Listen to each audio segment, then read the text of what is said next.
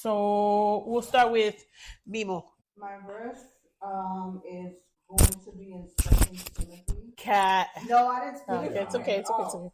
I didn't steal it from you. No, you didn't. She didn't. You're asking him or telling him? No, she honestly has not What looked did she say? Second Second Timothy Timothy 4:7. Okay. Yeah.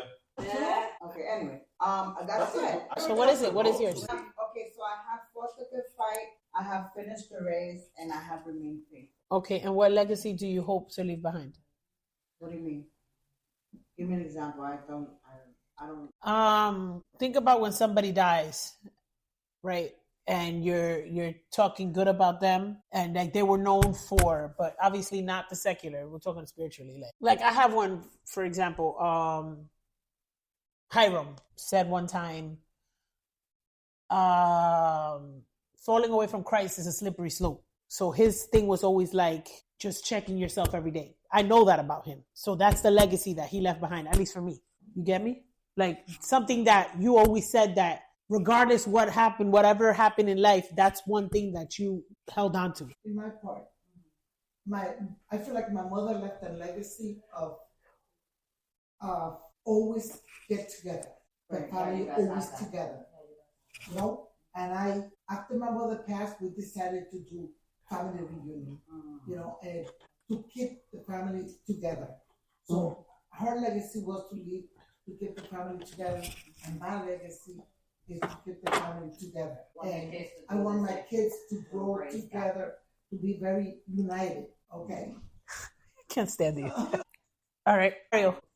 I was gonna go for the one I said a few weeks ago, but I was like, no, probably somebody already took that one as well. So I'm gonna go with this one.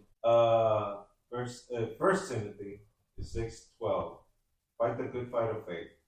Take hold of the eternal life which you were called on about, and about which you made the good confession in the presence of many witnesses. That means that just keep fighting, keep don't quit. Okay. And that's all the legacy I want to leave. And my daughter, like I told her a few days ago, you're gonna get anything from me. I want you to, like, if God forbid something happens to me, and I want you, the one thing I want you to remember me is to seek God. Love seek that. God. Like, forget about the bad stuff of me. Like, do not follow the bad stuff. So don't follow the bad stuff. Right. Forget about, throw away all the bad stuff. So take my verse. So just follow just follow the good stuff that I did. Is just seeking God. Just seek God. That's what I want. Okay.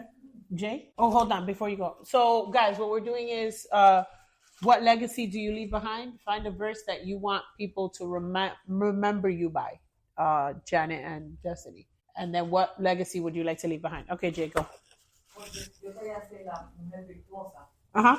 Just for my kids, if they her child, he's praised her. So I like the part where it said, for a woman who fears the Lord should surely pray. I always want to encourage my kids to teach the kids to pray. So when he gets a wife, or I wanted to encourage to love the Lord and raise their own kids with the same love that I teach them to love God, not force. So that's leaving my kids to continue. Two, a similar verse. Okay. And what do you want to be? What is the verse? The virtuous woman? Proverbs 31 from the 29 into the 30. It says three together, but that they connect for that. That might be Virtuous woman. Okay. Yeah, the virtuous woman. Jess? So I'm saying the verse that I want to be? Yeah. Okay. So I went with 1 Corinthians 15:58, and it says, my dear brothers and sisters, be strong and immovable, always work enthusiastically for the Lord, for you know that nothing you do for the Lord is ever useless. Oh, I like that. Yeah, I picked that one because I feel like I lived like 10 lives already. Okay. You know, I've moved to here and there, you know, but that no matter what path I bore them, I always do it with my integrity, and I want to leave that also. Okay. Love that. So that's your legacy too, then, right? Yeah. And what's the verse again? Read it again. 1 Corinthians 15:58. Okay. And read it one more time. And it says, so my dear brothers and sisters, be strong and immovable, Always work enthusiastically for the Lord, for you know nothing you do for the Lord is ever useless. Okay. Yes, beautiful. All right, love that. I love that. Okay. Janet? No. No, we're going around. It's something to be remembered by my kids. Okay. What verse is that? Okay. Alex said send an email. I can't. Is that an email? Imani? That was a joke at the end. But the music is still... The music is still loud. Yeah. That's some music. That's not even the kids singing. Music. I'm not going back down Just text faster. No, Ma, can you go? Just text faster. To Alex and Big Mama. And the pastor is upstairs. Like, why didn't you go to, like, the pastor, bro? I didn't even see him. I think he's in Maybe the it's office. related to race. Let me text him. Hold on, guys. I'm sorry. Yeah. Okay. Imani. What was A wise woman built her home. That's in Proverbs somewhere. Yeah, baby. Right. Yeah. Into that routine. I love that, Imani. Beautiful. And what legacy do you want? It's not Bible smart, mommy. You don't have to. If you don't have to tell me where the verse is. Just say, because you can. Yeah, you can know and not know the verse. You know what I'm saying? So don't feel the pressure of, I don't know where it says it, but I know that it says this and this is what I want. Because some people aren't, book smart like that. Like that they just, this is hard. So tell me off your head. Like it doesn't have to be, because you probably have a bunch of verses that you're like, oh yeah, I know that verse. So I'll give you some time. Yeah. Mango. You could pick a topic and then just Not this one. What? Oh, okay. Google is your friend. And then you go back to the For now. For now, right? Okay. This is the verse that the Lord gave me many years ago. I can't say how long. That's a long That's a time. long time. I remember that I was crying before the Lord. I learned not to do that anymore also. With this verse, I bet you it's Matthew 6. that's exactly the one. And not only the Lord spoke to me with that verse then, I took that verse and I my whole life was hanging out with that verse. Your anchor. But when Victor was very, very sick, that I was getting ready to throw the towel, it was a lot. The Holy Spirit used to say to me, this too shall pass, right? It's like a combination with don't worry about tomorrow, but this too shall pass. Mm-hmm. And I remember when Lucinda was taking care of him, Lucinda used to call me crying because Victor was very difficult. And I used to say to Lucinda, this too shall pass, don't worry about it. So this verse shaped my life to the point that I don't worry about tomorrow. I mean, and not now. Ever since then, I started not to worry about what I cannot fix. If I can't do nothing about it, I don't worry about it. That part. And you know what is the worst time that the enemy attack you with all the problems? When you're in bed, right? Mm-hmm. That's when all the problems start boom, boom, boom, boom, boom in your mind. You have to remember this. Don't worry about tomorrow. Tomorrow will be some problem. So after that, always back to the enemy, I always said, I'm not going to worry about something I can't fix. What can you fix when you're sleeping, when you're in bed? You can't pay your bills. You can't pay your bills. Yeah. That's what I'm telling you. So funny. So that's also going to be my legacy. I hope that everybody keep that verse. That I've been saying that for so many years. To remember you by. I've been saying that for so many years. For I have learned in whatever state I am to be content. I know how to be abased and I know how to abound. Everywhere and in all things I have learned both to be full and to be hungry, both to abound and to suffer need. I can do all things through Christ who strengthens me. And basically like it don't matter what's going on, I'm gonna get through. Okay. That's your legacy. That could be part of my legacy. And the whole legacy thing, I was looking at it a little different.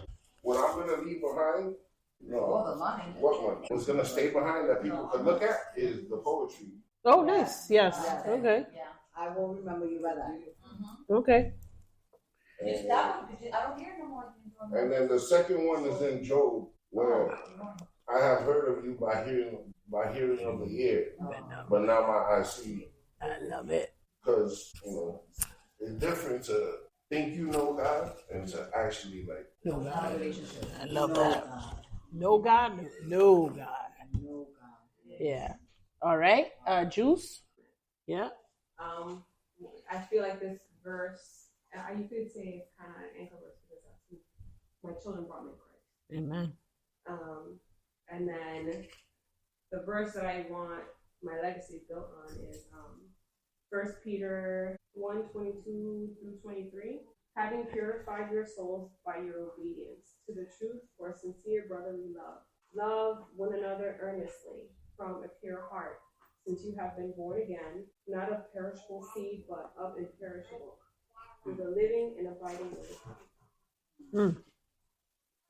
Love that. Love that. All right. Destiny. So mine, it changes often, but what I've been on a kick lately, inadvertently, is John 3:30. He must increase and I must decrease. John 3:30. And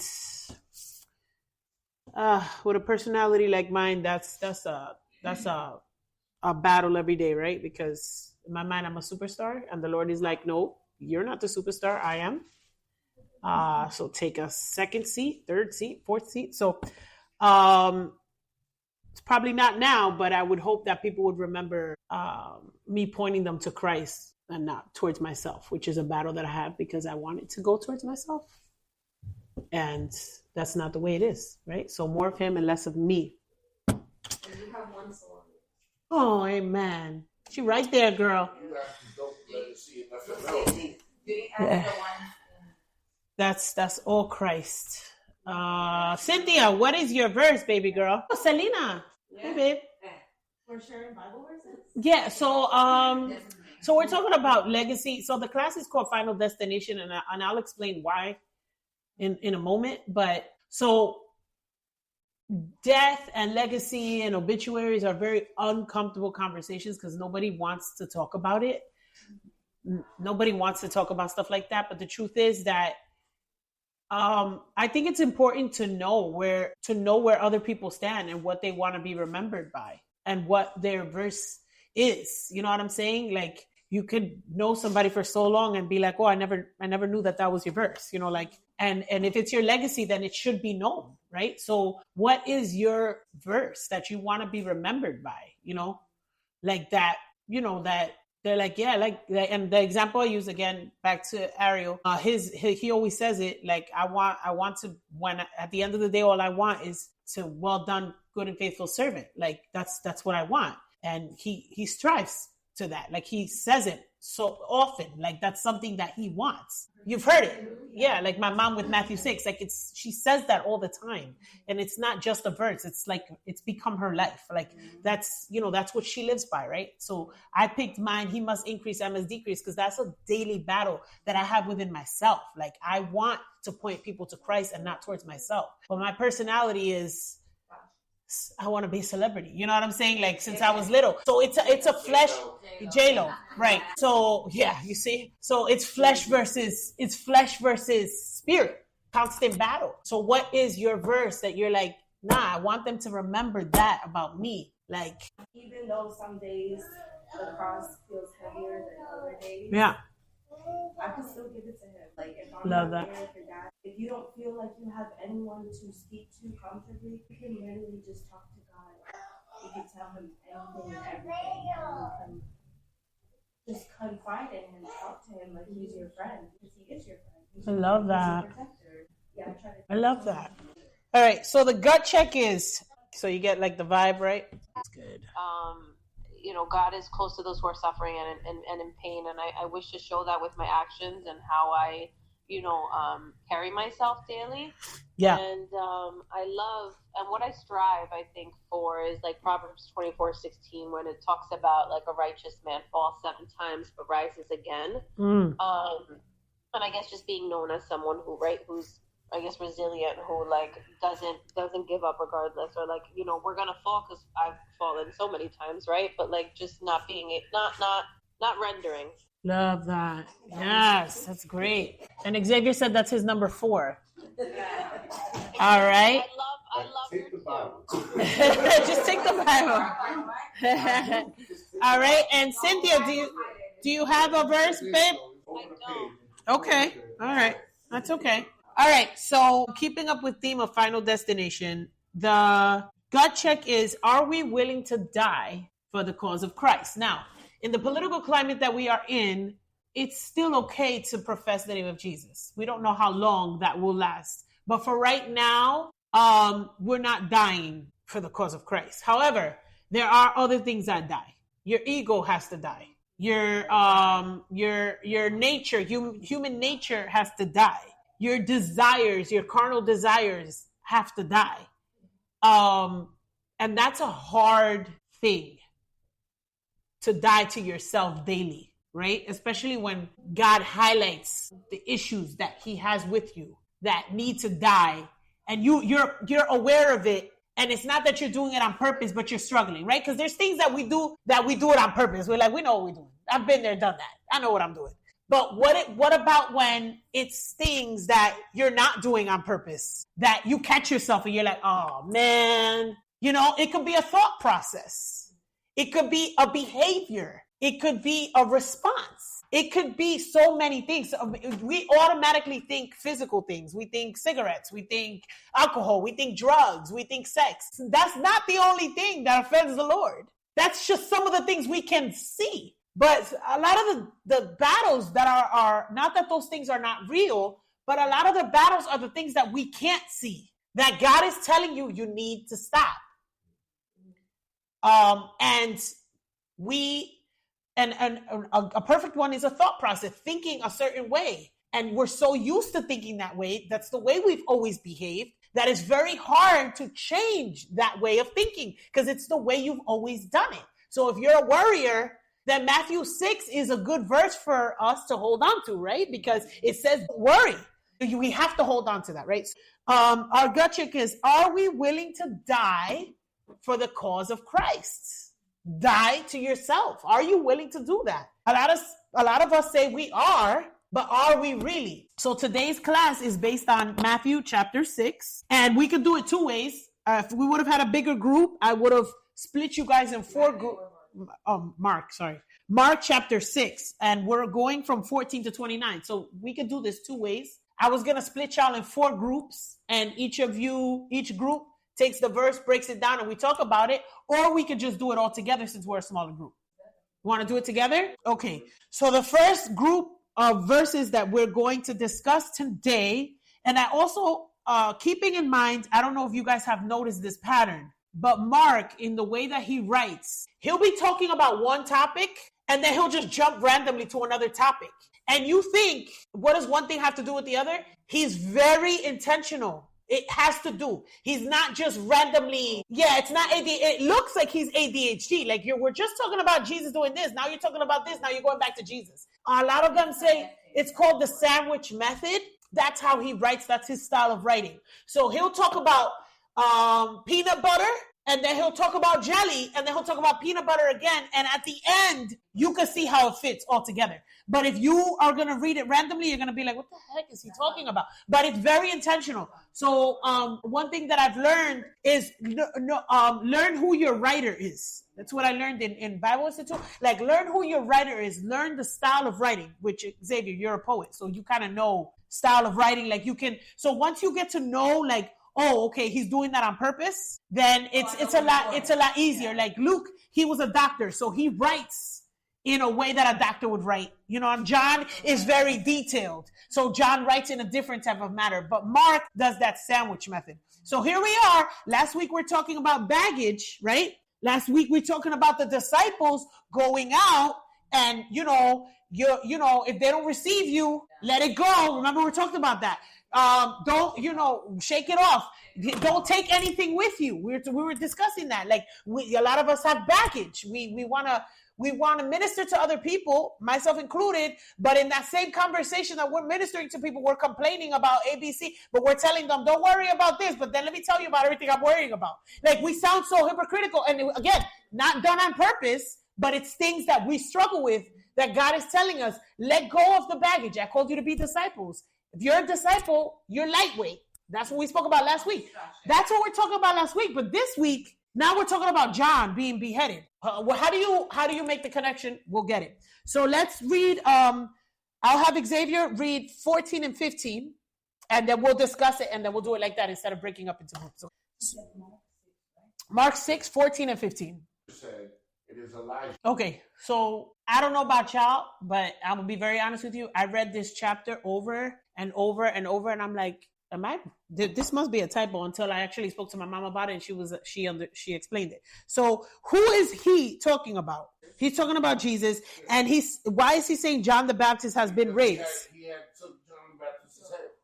Yeah, but it hadn't happened yet. Yeah. That's what threw me off. Yeah, because he started talking about. But you haven't. So I'm reading it like, wait, but he's not dead yet. So so that's why I'm glad we're talking about it. All right. So he's saying others said he is Elijah. Why are they saying that? Right. So it's just like, okay, he never died. John the Baptist is dead. So who is this guy? Is he John the Baptist? Is he Elijah? And then they said he's a prophet, like one of the prophets from long ago. Like they're trying to figure out like, who is this Jesus guy? Okay. All right. Now, second group, Jules, read 16 to 20. For its sake of Herodias, his brother Philip's wife, because he had married her. Yeah, until 20, babe. I feared John, knowing that he had righteous and gladly. So what's happening here? See where I got tripped up? Like, I'm like, but he's not dead yet. Wait, he died and he died again? You know what I'm saying? So what's happening here, Jules? Okay, so he was killed because John the Baptist had no hair on his tongue. Called it out. He said, you marrying your brother's wife. It's not right what you're doing. Now, let's think about the time that he's saying this. Like, you're just out here telling the truth with no hair on his tongue. And to royalty. Literally, like to royalty. Like, you're doing it wrong. Okay? And that was the thing. He didn't kill him. And then it says... It was Herodias that wanted him dead. Yeah, he was protecting him. He said he was greatly puzzled because he liked to listen to him. So if you like study more about that, it says it was like a love-hate. Like he's like, I don't like him, but he was intrigued by him. He wanted to keep listening to him. Yes. It's that his wife was in his ear. Yes, us women. He wanted that he took from his brother. Was the one that was all up in his ear. You sure these guys aren't Dominicans? I'm kidding. But it's crazy because the power a woman has. A wise woman builds up her house and tears it down because she was in his ear. So that means that us women, we steering that shit. But here's the truth. And it's you guys can attest to this as men. Truth or not truth. Women, we kind of steer that shit. Like y'all have the last word, but we're steering the shit. Let me tell you. Yes or no? We have a lot of influence, even if we don't want to.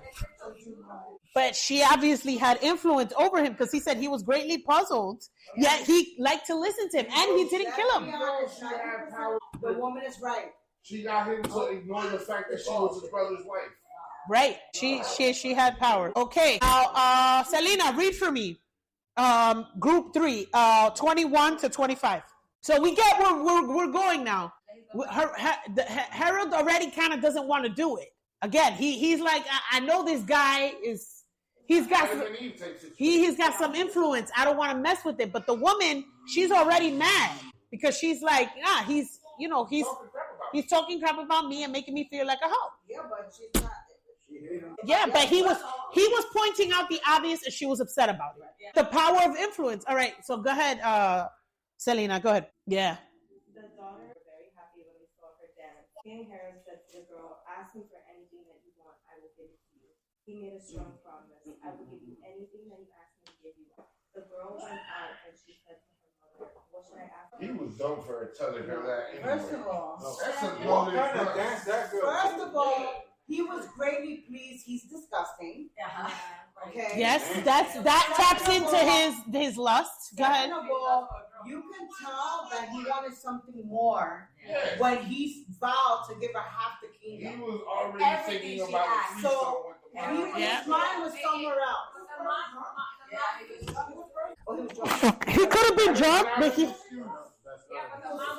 That's the mom and the daughter that he was thinking. But that was already planned. But you know what? That was the least that he was not expecting that. It wasn't expecting that. Nope. He said that he kept them safe. He had him in jail. He had him in jail. He had him in jail, and he used to think about it. He believed in him. Right. He liked what he was hearing. But what did he do? But what did he do wrong? But he was telling them, you guys, he was telling the truth. He wasn't lying. John the Baptist was very honest, and he was a prophet of the Lord. So he, in the time that, let me tell you, this was happening because he didn't talk to the wife. He's talking to the king all the time, right? And he's telling him, that woman, you're not allowed to have that woman. This guy must be feeling so bad that he was telling this woman, oh man, we messing up in here. Yeah. We can't do this anymore. Yep. Because he's starting to feel the guilt of what he was doing wrong. That's why this woman decided to terminate this. But that was the only opportunity that she had. Because he was keeping him safe in that jail. And we know that he felt guilty. How do we know that he felt guilty? Because he says, who is this guy? Because I already killed John the Baptist. Yeah. So he already had John the Baptist in his mind. Yes. He was already feeling guilty. He was feeling some type of way about it. Okay? And she says, what should I ask? She asked her mom again, the woman again. What should I ask? She said for the head of John the Baptist. He took his brother's wife. So you already know the type of man he is. Whether he was drunk or not, he was dirty. Dirty. He's not thinking that anybody could. But so here's the problem. The problem is not the problem. The problem is that he didn't think that she was going to come back. But here's a bigger lesson. Be careful what you're willing to promise. That's the problem. Be careful what you're under influence. And don't have loose lips. I'll give you whatever I want. Because, and once they said, you're a prisoner of your words. What is it? You're a prisoner of your words, or you're owner of your words? Or you're a slave of your words, or you're the owner of your words? The owner of the words keeps your words. Slave are those that you let out. So we have to be careful. He had and here they made a point to see who was there. He had already said it in front of all these people. He was locked in. You couldn't take the words back. You already said it. That's where he messed up. Make sure that you got everything covered. I told Lucinda when she went to get married, and I said, make sure that you put everything on the table before you get married. Everything. This and this and this is. Yeah, because you can't come after you lock it up and say, oh, I want this, I want that. No, that wasn't discussed before. Well, he wasn't expecting her. Because he was thinking one thing and one thing only. Right. He wasn't going to think that she was going to come back and say, listen, nope. I want his head. Yeah. She's a young girl. No, he was thinking with something else. She was gonna be with money and luxury and all that, and he came with something else. Okay, and I'll read the last one. The king was greatly distressed because of his oath and his dinner guests. He did not want to refuse her. So he immediately sent an executioner with orders to bring John's head. The man went, beheaded John in the prison, and brought back his head on the platter. He presented it to the girl, and she gave it to her mother. Hearing this, John's disciples came and took his body and laid it in a tomb. I have a question for you. What does this have to do with what we spoke about last week? What is Jesus? He's sending out the 12.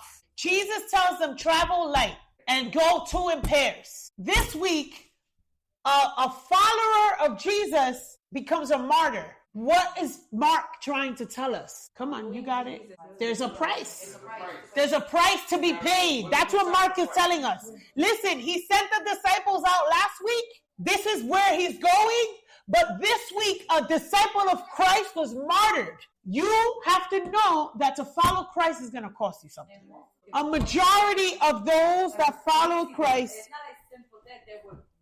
Okay, here's where we get into the class. Discipleship comes with a cost. What else is at stake when we're walking with Christ? Are we willing to lay our lives down? So now I'm going to give you an example. I saw a movie yesterday. The movie was this.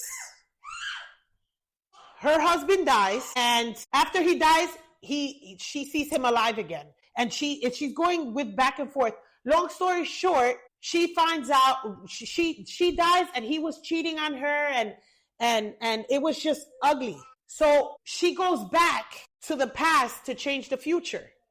Okay? So, because she already had the premonition that he was going to die. So she's like, if I can avoid him dying, right? I'll do everything I can to stop him from dying. Wasn't she dead already, though? No, she wasn't dead yet. You just said she was dead. No, she wasn't dead. He was dead. Yeah, but then you said that she died. Yeah, you said she died. No, he died. I'm sorry, he died. So he died in a car accident, but then she goes back into the past to change the future, right? So she does everything in her possible way to change the future. Remember, when he died, he was cheating on her. He dies in a car accident. So now she goes back to the past to change the future. So she finds out that he's cheating on her or about to cheat on her. She confronts the lady. She also tells him not to go on the trip because she has a feeling he's going to die in the car. Well, she knows he's going to die because it already happened. She goes back. Okay. So when she's telling him that, he gets scared. So he goes to the bank and changes everything to her name, like life insurance and everything to cover.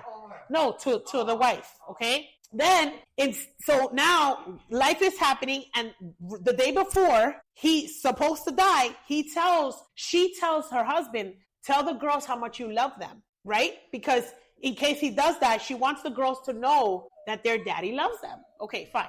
So she goes and she avoids the car accident. She tells him, John, don't, trust me, to just turn around, okay? So that you don't die. Right? Because he was supposed to die in that car accident. What happens? She had told him because she had already seen it. So she's trying to avoid the accident. So she's like, trust me. But he was scared that he might die because he went to the bank and he changed everything. Okay, so what happens? He does the turn. Everything's good, right? Except that now he can't turn.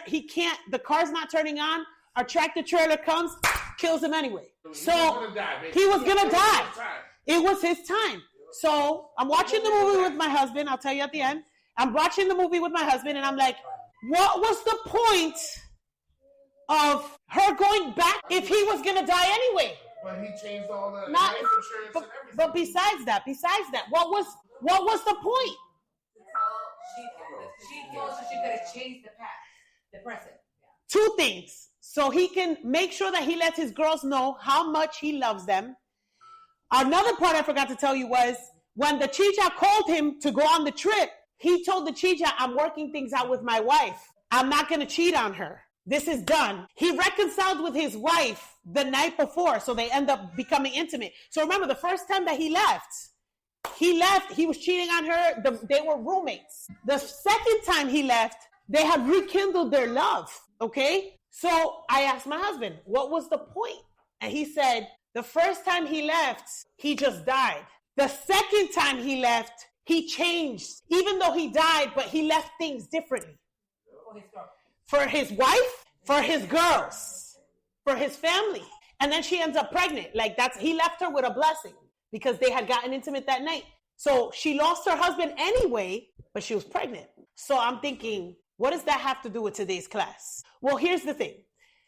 Our final destination is to go to heaven, okay? How we get there is entirely up to us. We're going to die anyway. What is your legacy going to be? Is your legacy going to be like, oh yeah, she believed in God and she was a bench warmer and that was it?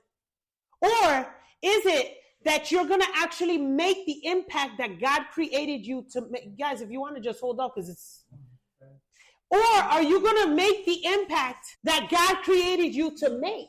Because here's the thing, John the Baptist, on June 22nd of whatever 57 BC, John was going to die. Whether he was beheaded or not, let's say he was born in 1990, for sake of whatever, to 2025, right? This is John the Baptist. John the Baptist was born in 1990 with a purpose. God had a plan for him already. We know this in the Bible. Remember who his parents were? Zechariah? Remember the dad he left? Who cares? It's an example. I thought we were trying to learn stuff. My bad. I will take this chair. He was called by name. Remember, Zechariah and Elizabeth, the father, he goes mute. Remember?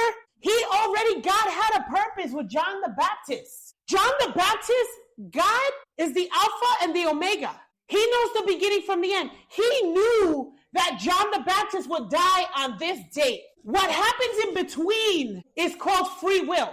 What you choose to do with your life. You can't blame that on anybody else. You make your decisions. Even with the cards you're handed, we spoke about this. You still have a choice. You make your decisions. So my thing is, the final destination for us is heaven, right? But how do we get there? Are you going to get there with the plan that God already had from the beginning? Or are you just going to get there? And I'll give you a good example. My father, and the only reason I'm using my father is because I knew him, and he's dead. I mean, it sounds kind of cold, but you can't talk about somebody who's still alive because there's hope until the last breath. But when somebody's dead, that chapter is closed. It's over, right? There's no more hope after that. So for a Christian, I mean, we have eternal life, but our earthly book is over. Okay. You can't play them out, on contrary to other beliefs. So my father maybe met my mom in 1975, let's say. Okay? I'm sure that he knew she was a Christian. He was introduced to Christ in some which way, right? But remember a couple weeks ago when we spoke and I told you that he told her, I don't want to hear about your God. I don't want to hear about it. Don't preach to me. And we said we have to respect other people's decisions and choices. That was his decision. That was his choice. How he lived this life was his decision. He made it to heaven. But how did he make it there? Suffering and in a bed. Why? Because his ego, his stubbornness, his addictions, his flesh took control. Had he been obedient to God's calling from 1975, possibly this would have been different and his legacy would have been different. Maybe his impact on his family would have been different, because you know that you don't live for yourself. What you do will be told generation after generation, whether you do it good or whether you do it bad. So I started the class, what is your legacy? What are you going to do with this? What are we going to do with this? Are we going to allow our ego, our selfishness to impact generation after generation when God has called you clearly? How do I know God called me? Because you're the one that's here. You're an ambassador for your family. You are the ambassador. Oh, no, it's my cousin fulano de tal. No, it's you, because you're the one hearing the message. You're called to be the ambassador. What are you doing with what God called you? Well, it doesn't matter because the final destination is heaven. Well, it does, because whatever you do will impact. Well done, good and faithful servant. Oh, well, I made it to heaven, so what does it matter? Well, I mean, you made it to heaven. Okay, and then it says, and now the prize awaits me, the crown of righteousness, right? So you're thinking about a crown that the Lord is going to give to you, right? So, like, okay, I made it to heaven, but do I have a crown? Do I have stones on my crown? Is my crown big? Is it small? Am I even going to get anything, right? Anyone will get hurt if I right? Think about it. But it's true. But here's the thing, and this is what I was going to say. When you love, you lay down your life, right? When you love, you don't care to do the sacrifice. And I know this now as a mom. I'm her mother. So you know what? If I want to make her breakfast and she's 18 and should be making me breakfast, I'm going to make her the breakfast. If I want to put gas in her car, I'm going to put gas in her car. Just like my mom. You know what I'm saying? Like your mom, you want to. It's not like a burden. It's because it's your child. You want to. I can wash my own dishes. I'm a grown woman. But mom's like, what's an extra couple dishes? Why? Because it's your mom. When you love somebody, you do it out of your heart. You just want to. So if we have this mindset, then if you love, you lay down your life. So do we love those around us? Are we willing to put our ego to the side, our needs and wants for the sake of our testimony, so that somebody can be saved through our testimony? Because Bernadette asked, last week. If somebody was to watch you or follow you or put you on trial, what evidence would they have against you that you're a believer? And the truth is that a lot of times we think only for ourselves. We don't think about nobody else. Because if you were worried about other people more than you worry about yourself, you wouldn't have half of the anxieties that you have. Encourages. From very little, who are you going to be? It's all about you. Yeah, well, that's the society we live in. But what if we were to, think about it, what if we were to stop just worrying about us for a moment? Get out of your feelings for a moment. Get out of your head for a moment. Get out of your way for a moment. Because it's not about you, it's about him. If we were to think that way, I wonder how different life would be. And again, I'm not asking you guys because Lucindy. No, I'm telling you because this is what God is dealing with me. Like, get out of my way. Because it's not about you. You're an ambassador. You know what an ambassador is? You represent. You represent wherever you go. So if you're an ambassador of Christ, then you're not representing Imani, St. Flor. You're not representing Wolf and Yesenia.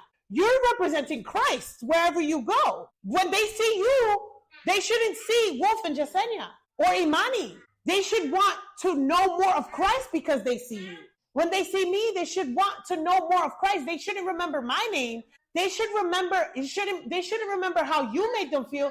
They should remember that there's something about in you that points them to Christ. Am I making sense? Of course. Whatever you transmitted is what you get. Yeah, we bring this energy with us. What are we spreading? What are we spreading more of am I spreading more of Lucindy? Because here's the thing. I can spread more of Lucindy, but nobody wants that. And the truth is that has no power. When I started doing the daily text, I used to say, God bless you. Love Lou.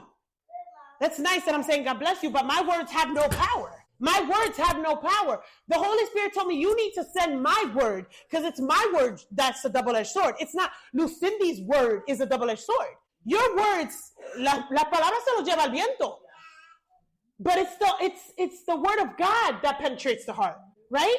So what if we were, and I'm going to give it to you, Mimi, what if we were to not think about ourselves and remember that we're ambassadors of Christ and that this thing right here is what God has entrusted us as disciples? Yes. Like, you know how you're talking about the difference of that little thing? Dash? Means, are you going on the first trip? Are you getting your head cut off? Or are you going to hell? I want to go on the first trip. It's about the decisions. Yeah.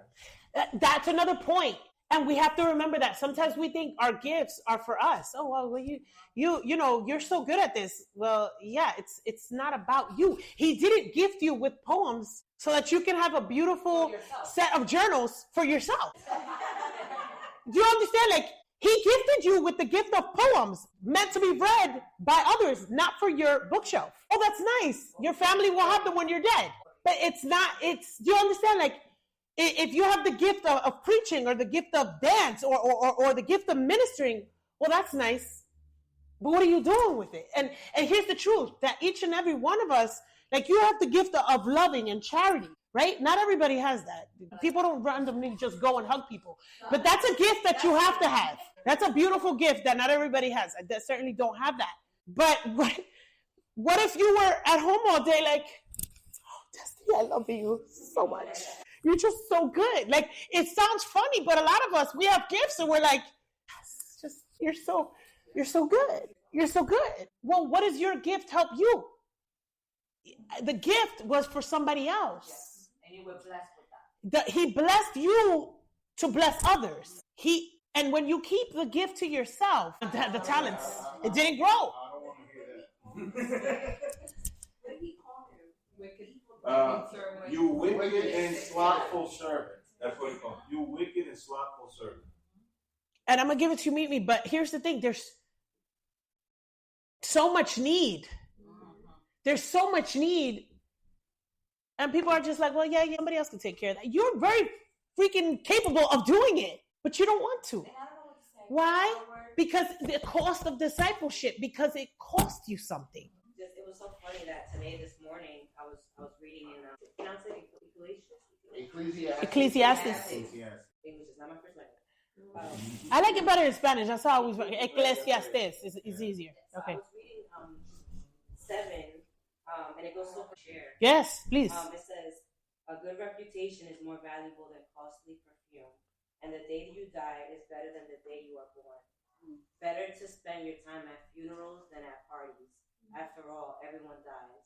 So the living should take this to heart. Sorrow is better than laughter, for sadness has a refining influence on us. A wise person thinks a lot about death, while a fool thinks only about having a good time. And I read that this morning. So I was like, wow, it went perfect with this class. It's saying like exactly what you're saying. It's a beautiful, because the truth, when we think of it like that, then, well, I don't know what to say. Well, again, it's not about you. You're not the one that's going to say anything. It's me. We're only, remember what we said yesterday, we don't create the message. We bring it. We don't create it. If it's my words, they have no effect. If it's your words, they have no effect. It's the Holy Spirit that speaks. And when we think of it like that, then we could do what Selena does. And it's just like, well, that's not my burden to carry. I don't have to worry about it because I'm not the one that's going to do it. When Xavier writes and those poems, wake up, because I see your eyes going. When those poems go, I don't know my talent. Well, no, it's not. It's what God led me to write. So if it'll touch you and it'll bless you and it glorifies His name, and then that's it. Because here's the thing, and we just spoke about it on Saturday on service. The praise you get now, if that's what you're looking for, that's it. That's all you're gonna get. That's all you're gonna get. If you're looking for praise now, congratulations, you got it. You played yourself. If that's all you want is the round of applause, you got it. That's your reward right there. And guess what? I don't want that reward, because you know what? The reward of humans is very fickle. One day you love me, the next day you don't. The next verse is better to be criticized by a wise person than to be praised by a fool. Yeah. And I'm learning that because, one day we love. And I remember, here's the funny thing. I remember going to the bars back in the day and people being drunk. And I was like, this is like really, when I, first started going out, I was like, this is really cool. Cause like everybody loves each other. Like, right? Like everybody loves each other. Everybody's so nice because people were drunk. But then once somebody steps on someone's sneaker, it's a wrap. It's all a facade. The praise of men, it's all a facade. We love until we don't. Oh, I love you. No, you don't. No, you don't. But the love of Christ, is it true or is it not true? It's true. I know it because the business I'm in, my clients love me as long as I do something right. But once I start putting once I start putting my foot down, it's like, oh, well, and that's it. They'll go to somebody else. I'm like, well, what happened? I thought I was your favorite. I thought, but it's not. Why? Because humans were fickle. So am I going to wait for the praise of humans, or do everything I do it unto the Lord, whether I get the praise or not? Mimi, you wanted to say something before. Huh? No, it's that whether you feel like you get praise or not, he still sees it. And you know what? That's what we learned on Saturday. It's the secret place that you get your reward. It's behind the scenes that you get your reward. But you know what? And she's a kid. There's adults that are just learning that. The Lord has been reminding me that, like, stop looking for praise from people, because here's the thing too. You'll get it, but it'll only satisfy you for a little bit. Our praise, our golden moments, that comes privately with the Lord. That's intimate. Because it slowed down life. Yes. Household. Right. And plus work was all in my house. And it made me see things differently. That's absolutely right. And you're talking about the praises of men, right? And I feel like God is so good, right? Because He'll allow you to go through things to come to see what it really is, right? Because sometimes we don't realize that that's what we want. Yeah. Right? The praises for men. Sometimes you don't realize that that's what you're really seeking, right? And that God would allow you to go through a certain situation to show you, like, hey, open up your eyes, look at what's happening, Right. Look what's happening. It's not right. It's not about you, right? Sometimes we want to do things so that people can go, hey. But then your intentions aren't right. I just read a book, and I'm gonna give it to. I'm gonna share it with all of you guys, because the book is. The truth is that all of us have a void. We're born with a void, and our ego tries to fill that void. And we do things for people to praise us, when all we really want is to be acknowledged. God is like, I've already acknowledged you. You're not acknowledging me, acknowledging you. You're still waiting for the praise of men. So the fact that we want the praise of men is just a sign of a bigger problem, that there's a void within. People who do drugs and women that are dressed half naked, there's a bigger void that we should be worried about. It's not the drugs. It's not the half naked. It's that there's something within that I need the attention. I need the praise, because maybe we weren't raised with it. Our parents didn't give us that affirmation. Our parents didn't give you a round of applause. And if you were raised in a Latina household, I'm gonna be real honest with you, they're not gonna praise you like how we praise our kids. Like, well, good job. It's like, you could have done better. You know, the bar was always set higher and higher. It's like, I'm jumping and you're not giving me the praise. And Julio hit home on Saturday, because he said some of us get our degrees not because we want the degrees, just to say we have the degree. And that was me. I wanted so badly to be accepted by my family and taken seriously, because they never took me seriously. So I had to go and get my master's degree so they can see me as a woman.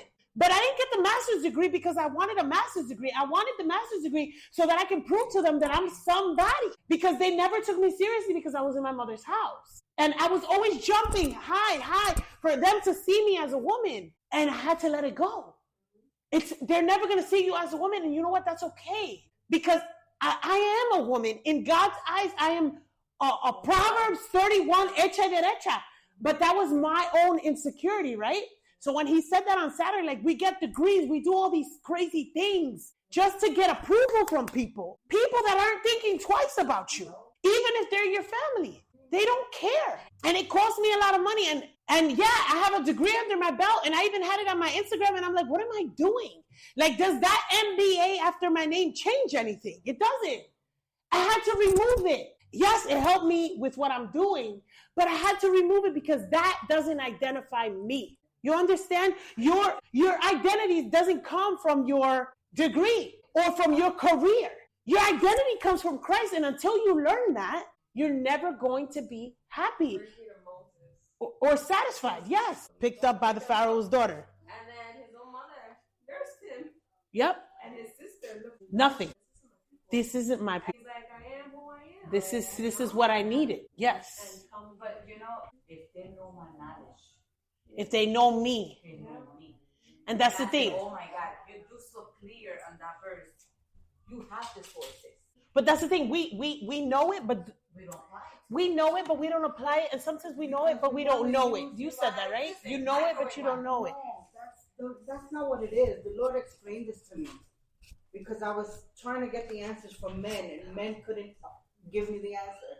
And I said, you know what? It's true. It's true, Lord. Your word says to seek wisdom from the one that's above. Right. And the problem is that we have the knowledge, but we want to use our own human knowledge. Yes. And this is not about our own human knowledge. It's about the knowledge that He gives us. Mm-hmm. And only He can give it to us. And He's willing to give it to us. We just have to ask. And have it, but why do we want it, right? Right. Like, we want the wisdom from the Lord, but why? But again, back to intention, back to motive. Do you want to know the verses just so that you can tell Imani, yes, because in Psalms, whatever, it says, you know, do you want it so that do I want it so that I can make you feel bad that I know the verse and you don't? Or do I want it because I genuinely want to know the verse? You know what I'm saying? Like, where is your heart? And I think that's what the cost, again, we've been talking about the cost of discipleship. And we really need to, we really need to see, God wants us to be disciples, but there's all this baggage that we're dealing with, again, that are not visible to other people's eyes, right? You know what baggage you're dealing with. Earlier, my husband told me, do you want me to get the, he's like, so I could clean that mouth. I was like, oh. But you see, I didn't even but here's the thing. Sometimes we think the baggage we're dealing with is what everybody else can see. It's not. It's a spiritual It's the baggage. The baggage that you're dealing with is the baggage that only you and God. Maybe you might. You don't know. That's why it's very dangerous to say, I would never, right? You don't know. People who are not married can't say, I would never, regarding a marriage, because you've never been married. No, he hangs out, he's going to hell. I never say that. Because you don't know exactly if it I mean, again, and there's hope till the last breath. We don't know. There you go. I know who Jeff. Oh yeah, He accepted Christ. So what are you going to say? The thing is, like, when you were hitting it there, like, the death of oneself. That's the whole deal. You gotta die to yourself. It sucks. Guess what? The next day, you gotta do it over again, and then it's a whole different process because maybe you killed a little bit of yourself. Maybe that little bit of yourself yesterday was your ego, but then the next day you find out you got another stuff hanging around there that is just as ugly or worse than the other thing you killed yesterday. And if you're like me, you find out you gotta feel the stuff you gotta feel. And it could be overwhelming and frustrating because it's like I'm trying my best and you just keep coming up, but my grace is sufficient, right? But the point is, it is not about you though. Yes. Like you gotta understand that the fact that you're a screw up, and I'm talking about myself here, I'm not pointing fingers, but the fact that you're a screw up, a master builder screwing up, this is not a surprise to Jesus. Right. It's not a surprise to God. God is like, yeah, and this is not new information. I knew what I was getting myself in. Right. I knew what I chose. I know what you, but I'm not seeing you. So I'm seeing Christ in you.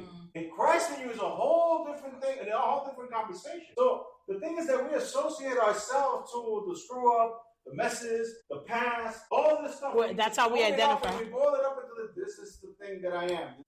This is what I do. This is what I do. I mess up. So as long as we keep the focus on the Christ in me, of what Jesus is doing, because if you notice, if you really is seeking Christ, He is doing something in you. Yeah. And when you start paying attention to it, you're like, I don't do this no more. This was my Achilles heel. Right. This is where I was dragging myself before, and now it's like it don't even bother me no more. I was a mad wrestling fan back in the day. Those was sacred. Monday Night Raw. Those were sacred. That's what's sacred. It's a struggle. That day I felt like I was literally empty, and my body felt light. And I cried in the altar and I said, Lord, now I know what it means to rest in you. Because I didn't get up. I couldn't get up. My body couldn't get up. I felt heavy and like light at the same time. And you know what? That resting in God, that's the dying. That is the dying. That is the dying. I never felt that in all my walk. I never, like I said, I rested the Lord and I trust the Lord, but I never like that's literally. The crucifying the flesh. But we say we trust Him, but do you trust Him? Yeah. You know what I'm saying? Like you can't pray about something. And my uncle told me this one time. He said you can't pray about something and then worry about it because you just voided out that prayer. Exactly. If you gave it to me and you prayed about it, you can't get off the altar and be like, all right, thanks. You can't do that. Yeah. And how many times do we do that? Like we prayed about it. Like this is all you, Lord. And then you get up and you keep thinking about the problem. And you're ruminating on the problem now. You're thinking about figuring out how to ways, and it's exhausting. And a lot of times we're tired. How many of y'all are tired? But we're not physically tired. Mentally, I'm going deeper. I'm talking about the tired that you wake up and you're still tired, where you feel so heavy that you're there's tired. Are you picking up my weight? No. You're tired, but then you just like it takes work to breathe.